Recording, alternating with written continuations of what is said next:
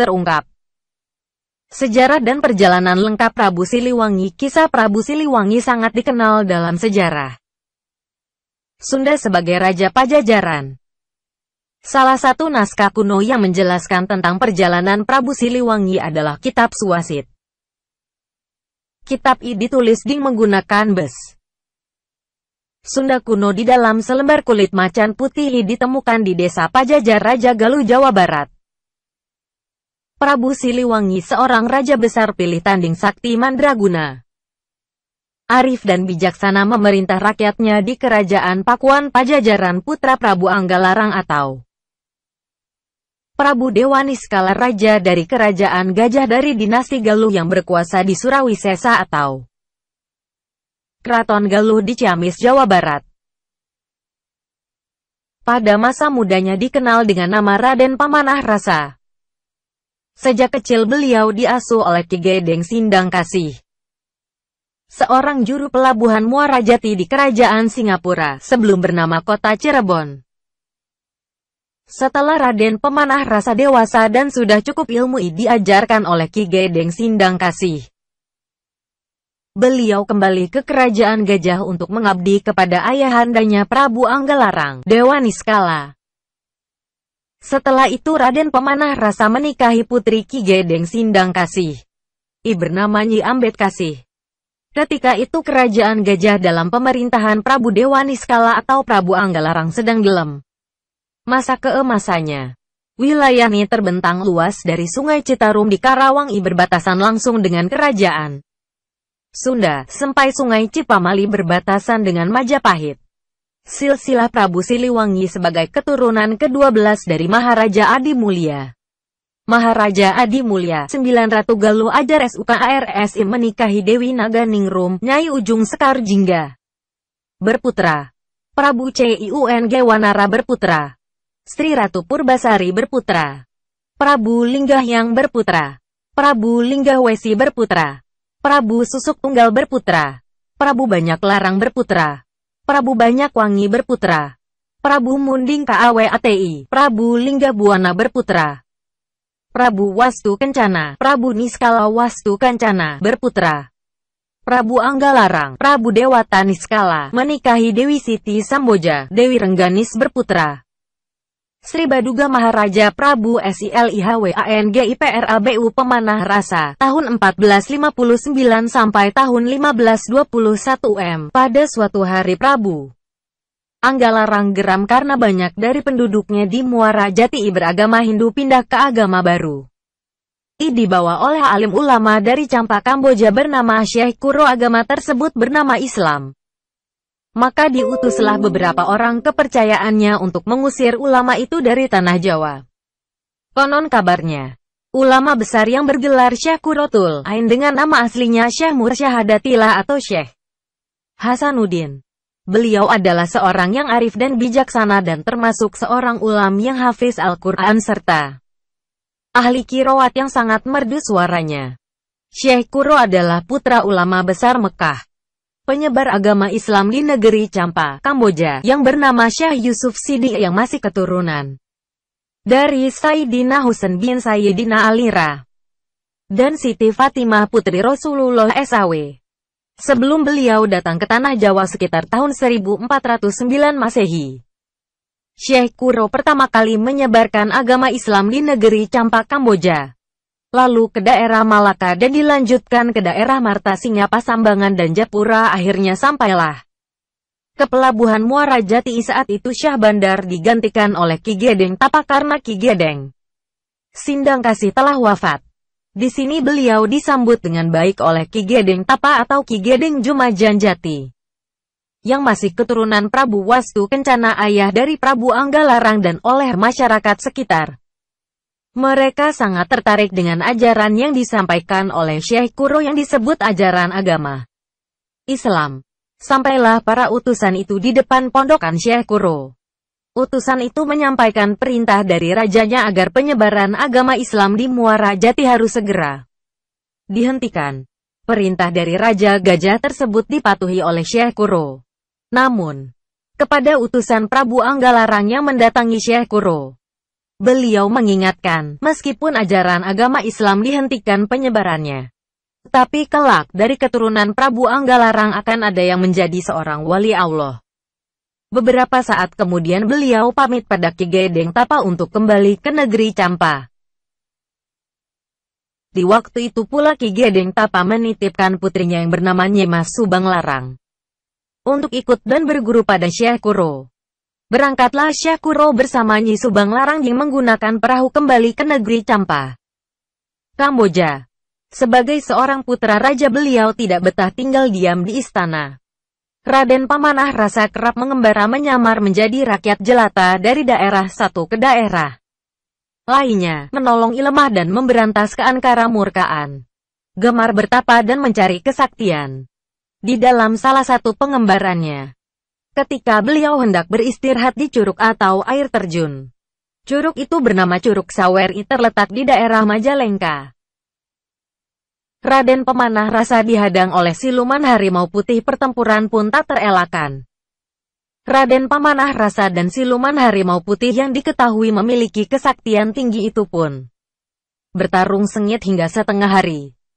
Namun kesaktian Prabu Pamanah Rasa berhasil memenangi pertarungan dan membuat siluman harimau putih tunduk kepadanya. Harimau putih itu memberi sebuah pusaka terbuat dari kulit macan. Dengan pusaka itu beliau bisa terbang laksana burung, menghilang tak terlihat oleh mata. Ajian Halimun berjalan secepat angin, ajian saepi angin, dan bisa mendatangkan bala tentara jin. Harimau itu pun memutuskan untuk mengabdi kepada Raden Pamanah Rasa sebagai pendamping beliau.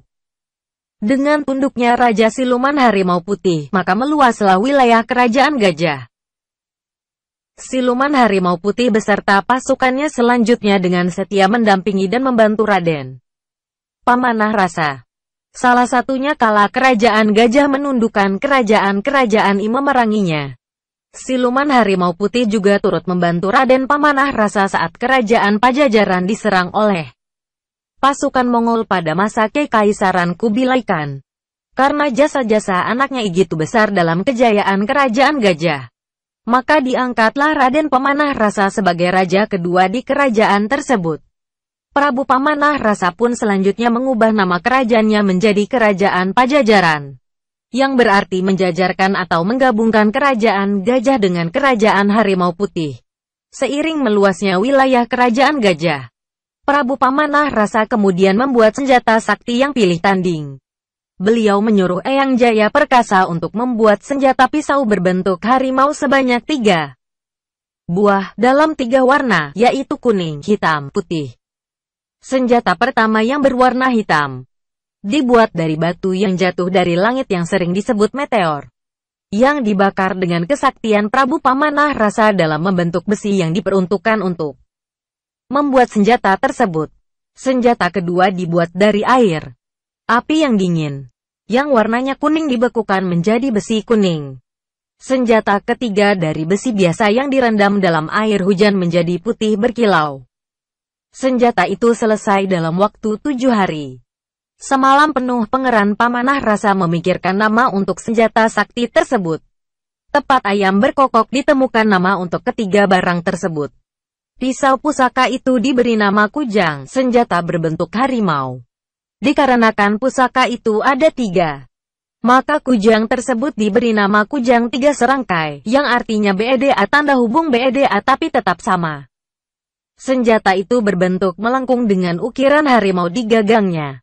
Ukiran harimau di gagang Kujang konon sebagai pengingat terhadap pendamping setianya, Siluman Harimau Putih. Dan pusaka itu kini menjadi lambang dari Provinsi Jawa Barat. Beberapa tahun kemudian Syekh Kuro datang kembali ke negeri Pajajaran beserta rombongan para santrinya, dengan menggunakan perahu dagang dan serta di dalam rombongan adalah Nyimas Subanglarang, Syekh Abdul Rahman, Syekh Maulana Maskur dan Syekh Abdillah Dargom. Setelah rombongan Syekh Kuro melewati Laut Jawa dan Sunda Kelapa dan masuk Kali Citarum, yang waktu itu di kali tersebut ramai dipakai keluar masuk para pedagang ke Pajajaran. Akhirnya rombongan beliau singgah di Pelabuhan Karawang. Menurut buku sejarah masa silam Jawa Barat yang terbitan tahun 1983 disebut Pura Dalem, Mereka masuk Karawang sekitar 1416 m. Yang mungkin dimaksud Tanjung Pura, di mana kegiatan pemerintahan di bawah kewenangan Jabatan Dalam. Karena rombongan tersebut sangat menjunjung tinggi peraturan kota pelabuhan, sehingga aparat setempat sangat menghormati dan memberikan izin untuk mendirikan musola 1418 Masehi sebagai sarana ibadah sekaligus tempat tinggal mereka. Setelah beberapa waktu berada di pelabuhan Karawang, Syekh Kuro menyampaikan dakwah-dakwahnya di musola yang dibangunnya sekarang Masjid Agung Karawang. Dari uraiannya mudah dipahami dan mudah diamalkan. Ia beserta santrinya juga memberikan contoh pengajian Al-Quran menjadi daya tarik tersendiri di sekitar Karawang. Ulama besar ini sering mengumandangkan suara qorinya yang merdu bersama murid-muridnya. Nyi Subang Larang, Syekh Abdul Rahman, Syekh Maulana Maskur dan santri lainnya seperti Syekh Abdiullah Dargom alias Darugem alias Bentong bin Jabir Modafah alias Ayah Maghribi keturunan dari sahabat Nabi, Sayyidina Utsman bin Affan. Berita kedatangan kembali Syekh Kuro rupanya terdengar oleh Prabu Anggalarang yang pernah melarang penyebaran agama Islam di Muara Jati. Sehingga Prabu Anggalarang mengirim utusannya untuk menutup pesantren Syekh Kuro dengan paksa. Utusan yang datang itu adalah putra mahkota yang bernama Raden Pamanah Rasa. Sesampainya di depan pesantren, Raden Pamanah Rasa tertambat hatinya oleh alunan suara merdu yang dikumandangkan oleh Nyi Subang Larang. Saat melantunkan ayat-ayat Al-Quran, Prabu Pamanah Rasa akhirnya mengurungkan niatnya untuk menutup pesantren tersebut. Atas kehendak yang maha kuasa, Prabu Pamanah Rasa menaruh perhatian khususnya pada Nyi Subang Larang yang cantik dan merdu suaranya. Beliau pun menyampaikan keinginannya untuk mempersunting Nyi Subang Larang sebagai permaisurinya. Pinangan tersebut diterima tapi dengan syarat mas kawinnya yaitu lintang kerti jejer 100. Yang dimaksud itu adalah simbol dari tasbih yang merupakan alat untuk berzikir. Selain itu, Nyi Subang Larang mengajukan syarat lain agar kelak anak-anak yang lahir dari mereka harus menjadi raja. Seterusnya menurut cerita, semua permohonan Nyi Subang Larang disanggupi oleh Raden Pamanah Rasa. Atas petunjuk Syekh Kuro, Prabu Pamanah Rasa segera pergi ke Mekah. Di tanah suci Mekah, Prabu Pamanah Rasa disambut oleh seorang kakek penyamaran dari Syekh Maulana Jafar Siddiq.